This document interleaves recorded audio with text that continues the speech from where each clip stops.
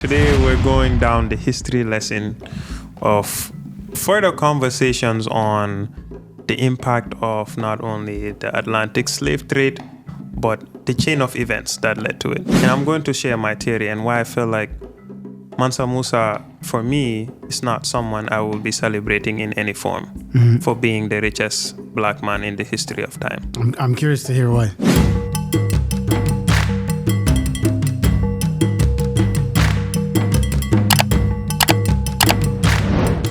My people, welcome back to the Joel and Mr. Madi podcast. I'm your co-host, DJ Anzo, and I'm here with my main man, the GOAT, Young Money Millionaire, Uncle E. Come on. What's going on? Hope you guys are good out there. We're back with episode 5.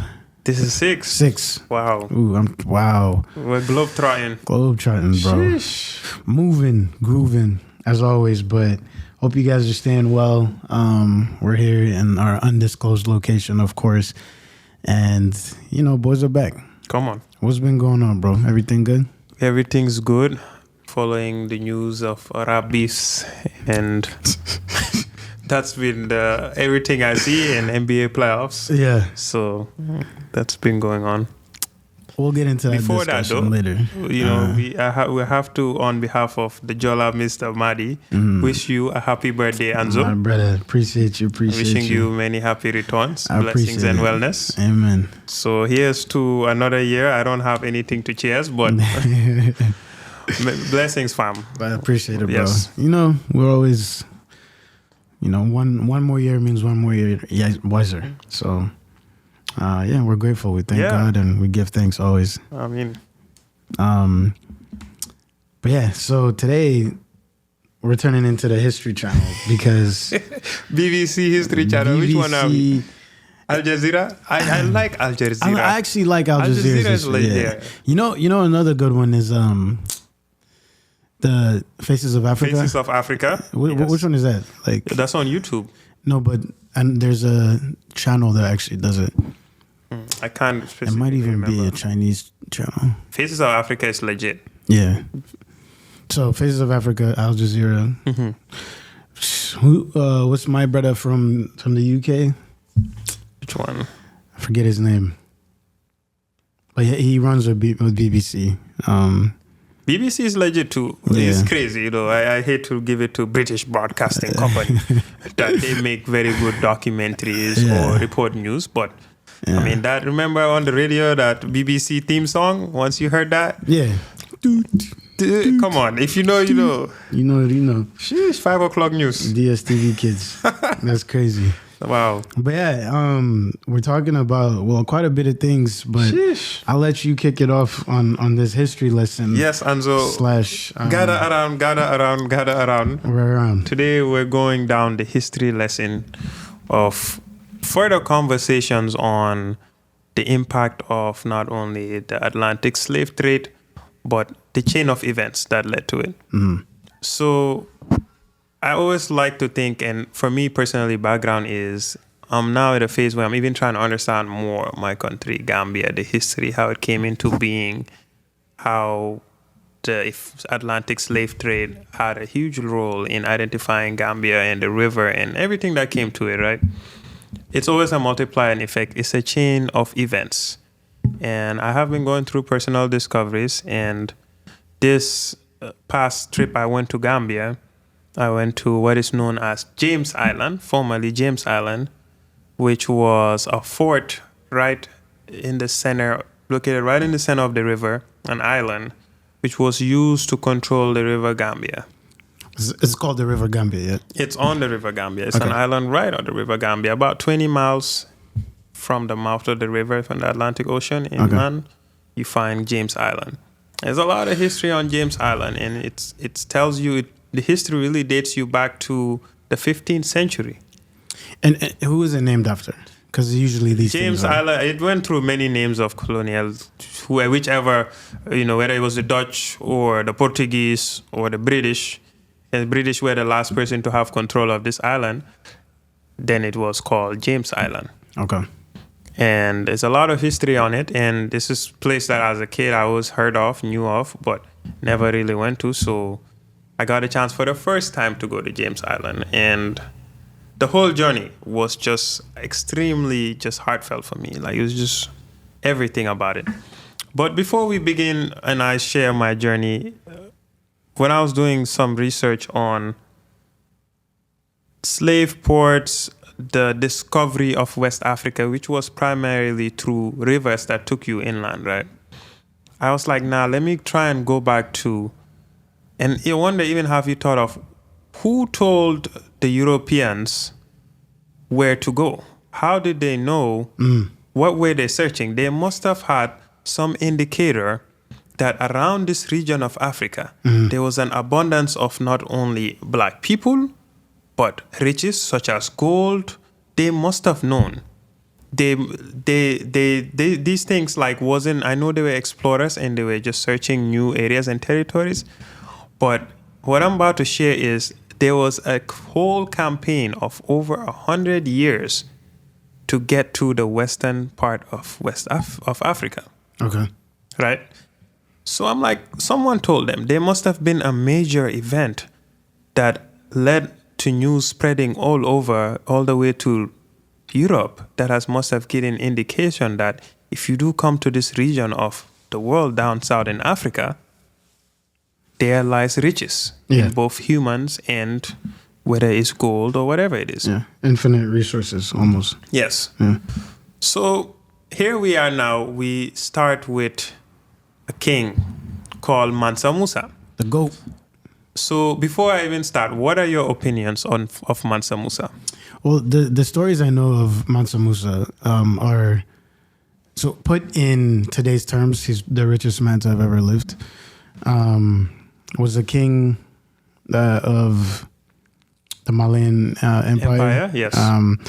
And largely is responsible for spreading a lot of like riches to the empire, but then along his pilgrimage when he went to the Mecca, built mosques, built I think he built schools. I don't know about that. Yeah, but, he built a lot of Islamic schools around the region, yes. And then on his pilgrimage to the Mecca, and then even inflated the currency in Egypt because they didn't have that much gold. And on his way back, on his way there, and then those are the stories I was told of him. How do you feel when you hear that the richest man in history was an African king, and hearing a story of him and his trip to Mecca, which is probably the most notable? Generally, what's your feeling about it when you hear that? Is it a sense of pride? Is it a sense of empowerment in terms of what an African king was able to achieve? And generally, I think if we're talking high level, yes. Of course, it's nuanced because how did you get that rich? What was the lifestyle like back then? Yes.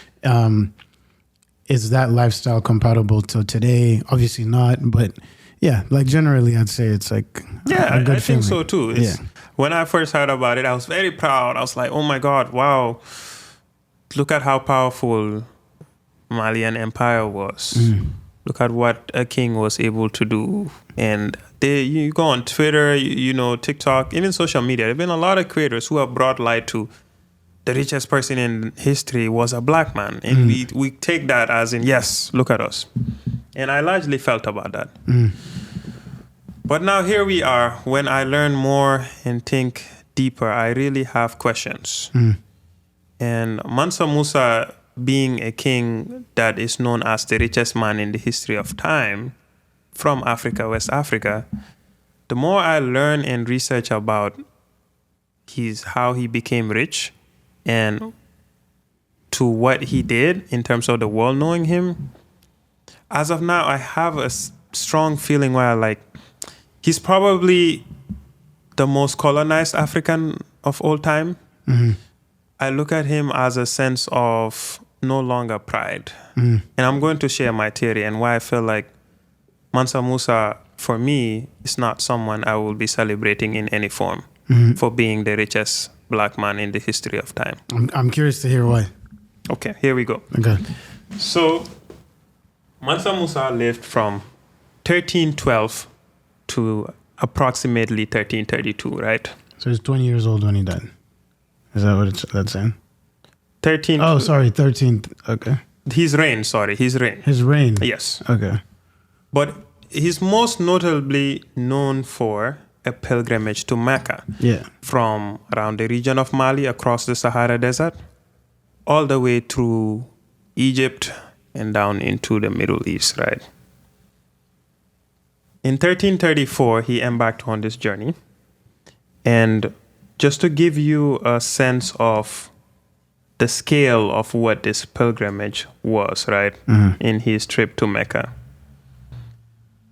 it is said that when he was traveling to Mecca, he went with about 60,000.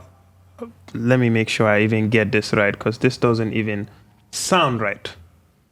Yeah. He went with about 60,000 black men, African men, all wearing Persian silk, including 12,000 slaves, right?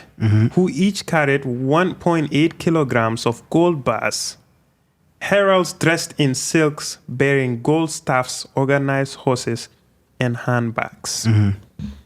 Think of that scale, Anzo. 80 camels, each carrying about 23 to 136 kilograms of gold. And this is well documented. Yeah. His journey of going through things you said, going to Mecca for pilgrimage, passing to Egypt and causing inflation for about 12 years. Here's an African king with this much amount of wealth and gold, and to be able to make a trip across the Sahara Desert of this scale to the Middle East and into Mecca leads me to ask two questions. One, why? Why is a king who is blessed with so much riches in the land that he is reigning from, that many people to that scale, why is he going to Mecca to find or seek God? That's my first question. Okay. It's a pilgrimage, right? So he's he's a Muslim that has been blessed to be king. The land he's from, God has blessed him with all the riches. But I'm questioning why he decides to showcase all of these riches in going into the Middle East to find God. And then your second one? So that's a colonized man. That's my point one. Colonized. Point two is the origins of some of the African mentality we see, right, is when we always, let's say, have riches or accumulate wealth. Yeah. Why do we feel the need to seek the validation of the colonizers in one way or another? Yeah. So I question, why is a king who has this much feels like he needs to show that much of his wealth, not to neighboring African kingdoms, not down to sub-Saharan? Why does he feel the need to take all of that to go to the Middle East? And I heard there were Spanish people involved through that region. Why? So those are two questions I really thought of. And the more I think about it, I was like, okay, so in 1300s, Mansa Musa went there. He did all of this. He flexed all over the place, basically, and sent notice to the world that we came from this region of the world, this is how much riches and gold we have at this scale. Oh, I see what you're saying. Okay. He dropped a pin on us. Ah, okay. This is my theory. Okay. A king going with that scale in Europe and through Middle East, you have indirectly showcased the amount of wealth and gold and people that are in this region you come from. Okay, I get your theory here. Okay. And I'll build on that. All right. Yeah, keep going. So, what happens next, Anzo, in terms of after this pilgrimage? 1300s, the word spreads out. The word spreads out that the king did this, inflation for 12 years, the African king. Down in that West African region is the gold reservoirs where he amassed that much wealth to cross the Sahara with that scale. Let's give you 100 years later. The Europeans are finally coming out of their dark ages and they're starting to make advancements in technology. And the kings, such as Portugal, Belgium, around those areas, heard that there was gold down in this region of West Africa. And were paying explorers, funding expeditions to come and discover that gold. How will these kings know that there's that much gold and are willing to expend? How? I always say the major event that has happened must have been Mansa Musa's trip that has spread that to that region to know that there's that much amount of gold there. Okay. So in the 15th century, the race to find the gold began, and specifically Prince Henry of Portugal started really allocating resources to explorers to find this gold. Yeah. And in that, the caravel was also discovered. The caravel was the ship that really was the major advancement in maritime expedition, where it could chart across rough seas. It was fast, it was maneuverable, it was agile, and could go long distances. So you now have the technology, you have the information that around this region of West Africa, there's so much gold, so much people, that these kings are sending all these explorers like, go and find that gold for me. So it begins. But you see how God or Africa, how we are just protected. For 100 years, Anzo, from explorer to explorer, they could not get past what is now known as modern-day Western Sahara area, Canary Islands. All right. They could not. And it was almost believed that there was a sea monster there that prevented them from being able to come down deep into West Africa. And the reason had to be you see, they could sail from Lisbon, as you see here. Yeah. And they can go down, they would go around the coast, right? All the way to Cape Bahador, all the way to now we're looking around Western Sahara. Yeah. But they couldn't go any further because of vicious winds around the coastline. Right. And even if they tried to return, they were unable. So many ships got lost. So there was a natural barrier with the intense currents around the coastline in that area, which prevented the explorers from being able to go further down into real West Africa to find where the gold was. And this was called like the Volta de Mar. They tried for years, for hundreds of years they tried, and they couldn't do it. Then comes a man who is called Gil Ince. In 1434, this Portuguese explorer, after trying many times, figured it out. And what he figured out was the maneuver to how to return. So he realized that you can sail all the way down into West Africa. But in returning and avoiding the winds along the coastline, you had to sail west as if you're heading towards the United States. And then there were already easterly winds that push you back. Yeah. So what you're seeing here is this loop that is called the Volta de Mar. It's a maneuver saying if you want, you could sail down with this ship all the way past through West Africa, but the returning part, which they couldn't do because of the vicious currents and winds, you can avoid that by just sailing east towards Cape Verde Islands, west towards Cape Verde, and then maneuver your way. Can you just come around the top? Yeah. Come around the top. Volta de Mar. What was Burkina Faso's original name? Upper Volta. Upper Volta, yeah. So you see how the history travels down? Yeah. But within that 100 years, basically Gil Ince is the first one to make it to Cape Bahador through this maneuver in 1434. And look at what happens right after, once he figured out. Cape Blanco Tristão, 1443, goes further deep. Then you go to Diaz, another explorer, discovers Senegal, the modern day region. And they just keep expanding, finds the Gambia River. Yeah. Gomez goes through Guinea-Bissau. You see how then the Portuguese, through this one explorer, Gil Innes, were able to figure out how to arrive to West Africa.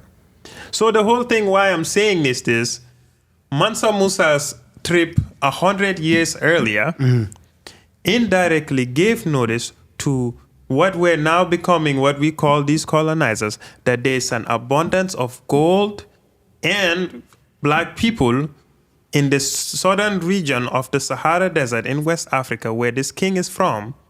And these kings spent 100 years of funding expeditions to go and discover that. And mind you, if I tell you from an Atlantic slave trade standpoint, Portugal ended up having about, when I went to the NAMS Museum, I think 5 million black people. Oh yeah, they're the Portuguese. Yeah. So you see the Portuguese, how they discovered West Africa. Yeah. They're the first to do it. They found us. They were the first to find the rivers, starting from through Senegal, through River Gambia, you start going down. They discovered that western part of Africa, right, where the Mali Empire was. And they found the rivers that took them inland to find the people and the gold. And all I'm saying this is, looking back at history, my theory is it's because of Mansa Musa wanting to flex across the whole Sahara to go to the Middle East and showcase that much wealth and people that led to 100 years later the region being discovered. You think that the pilgrimage, right, was sort of not... It's indirectly responsible for like this hunger of the Portuguese kings to... It gave notice. It gave notice. Yeah. Yes. It's almost like he came in blowing a trumpet. Yes, he dropped the pin on us. Yeah. Okay. I mean, hey, I can't hate on the theory. This is my theory, guys. Yeah. This is just my theory, Anzo. And again, I'm just thinking, why is the king... I know, so... Islamic conquest happened very much earlier in West Africa, about 1632 CE, 632 CE, around that region. Right after the Prophet Muhammad's death, Islamic conquest began through North Africa, all the way down through western parts. They made it past the Sahara. So long before colonizers through European powers came, the region of West Africa has primarily, especially around Senegal, Mali area, has been Islam. Like Islam had already spread through. Kings had adopted it, established trades with the Arabs, and in addition, the religion was picked up, and trades happen in both human and also stuff as gold, Persian silk. How did the African king have Persian silk? Those trade routes existed. Trade routes began, and the religion spread. Okay, so you, Uncle E, what you're saying is you think Mansa Musa was flexing. And he indirectly started the colonization. The Atlantic slave trade, yes. Yeah. Okay. That's just my theory. And I also to note, he's not a king I will in any form celebrate. Because, again, I think, why is an African king going to the Middle East to find God when he has been blessed with so much in his land and his resources? I think that one is probably a little bit more straightforward because he's... That's why I say going for the pilgrimage, right? Right. He's going for the pilgrimage. So we have to understand why. And those are questions I'm asking in terms of how strong the Arab and Islamic conquest was and how much it had a strong stranglehold on West Africa to that scale where a king is doing that much of a trip for pilgrimage to Mecca. Yeah, that was mad. Did you ever read the book Guns, Germs, and Steel? No. When you get a chance, you should check it out because that book talks about sort of why the world order is the way it is today and how guns, germs, and steel quite literally influenced that and how proximity to it allowed others to sort of develop technologically quicker. For example, the Chinese discovered gunpowder. Gunpowder, right? Yes. But you can't take gunpowder from China to Africa. So we're living in abundance, right? We have yams everywhere. You have, Facts. cows, everything. Like life is relatively good there.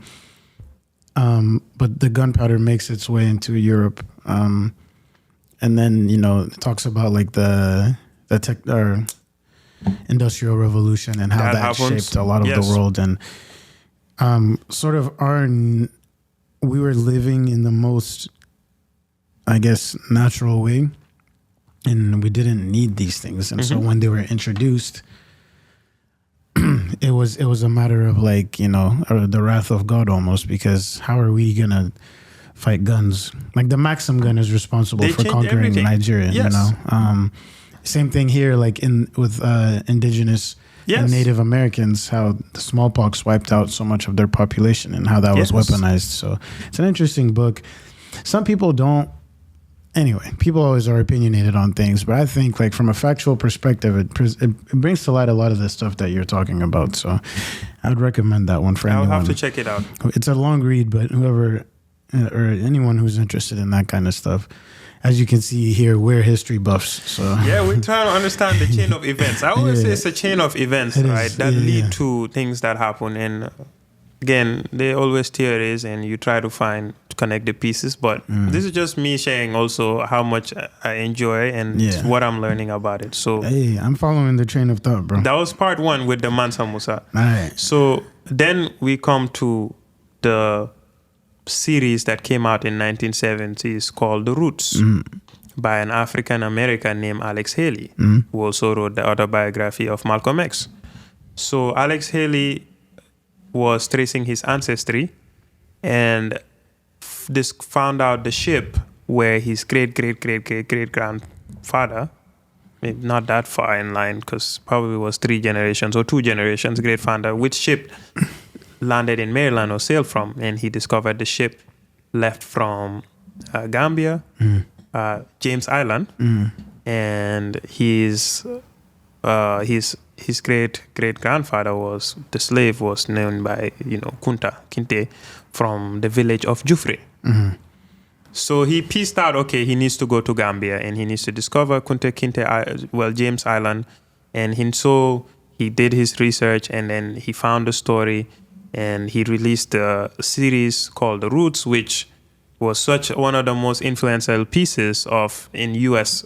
history, from a film or just overall just impact on Black Americans knowing about the journey of their ancestry. Right? Roots is, if you haven't watched The Roots, you should go watch the series for sure. It was in the CNN docu-series where they talk about like the most influential films, movie series of each decade, and The Roots was definitely there. I think probably the century. The Roots, yeah. So you have to see The Roots. And he found, James Island, and this was always a place I wanted to know.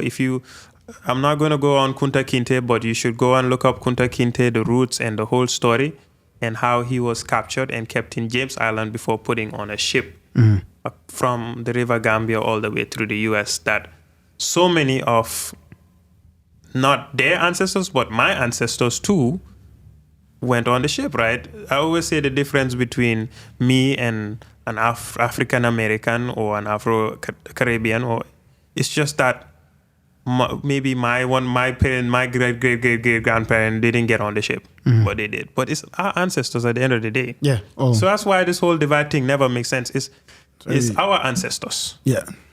Long story short, so I'm probably about to do the first voiceover in a podcast from a video, but I want to keep it short. So I'm going to hit play. So Alex Haley, as noted, went to Gambia, documented, learned about his ancestry, learned about the story of Kunta Kinteh, came back to the U.S. and produced The Roots, which, if you haven't seen it again, you need to really go and see the series Roots, especially if you're African American. So where is James Island? James Island is centered right about 20 miles upstream of the River Gambia, as you see here. And it's now 1/6 the size it used to be. But if you knew it, you controlled it. So here I wanted to go see how the colonizers did it. It was a beautiful morning. And as you can see, I'm charting down the tributaries on a beautiful morning from Banjul, heading towards the River Gambia. So this was my view. I was on a speedboat, early morning, just feeling like a colonizer. So for the first time, Anzo, in my life, I was charting down the River Gambia. And this is how it is. Beautiful, beautiful place. Approach now James Island, which is now 1/6 the size it used to be. And then, of course, you're greeted with cannons pointing on both sides. So they're still there. Here's how the island looks. It's still the remnants of the fort. And get ready to get dizzy. Just showing how what's still left of it here. The fort, that's what used to be. So, and then you find one of these.